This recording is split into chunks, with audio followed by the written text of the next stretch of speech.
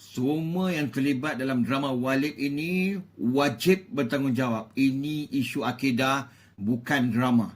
Aku itu Allah dan Allah itu aku, bukan? Jangan main-main. Dalam drama Walid melibatkan pelakon Akasha, ada lafaz yang menyentuh perkara paling sensitif dalam Islam.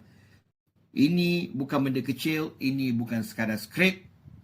Dalam Islam, lafaz yang menyentuh akidah, kalau sampai kepada kalam kufur, boleh membatalkan iman. Tak kira kau berlakon ke, tak kira kau kata itu skrip ke, tak kira kau kata itu sekadar cerita, itu bukan alasan. Allah dah berfirman jelas dalam surah At-Taubah ayat 65 dan 66. Ini maksudnya apa? Bergurau bukan alasan, berlakon juga bukan alasan. Kalau melibatkan akidah, tiada kompromi. Bila benda macam ni ditayang, ia rosakkan persepsi masyarakat. Orang boleh jadi keliru tentang agama, orang boleh pandang serong kepada orang alim. Ini bahaya.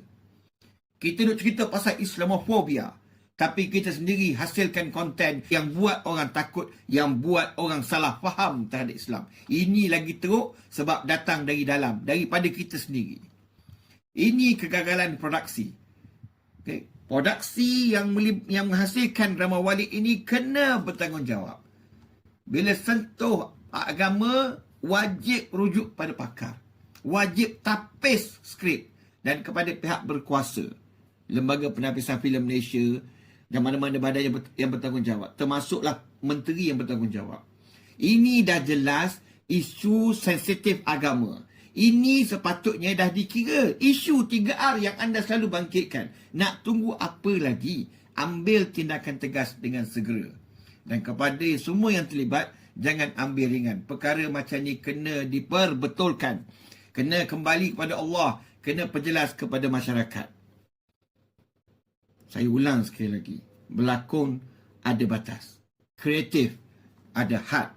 Tapi akidah bukan bahan eksperimen. Jangan main-main.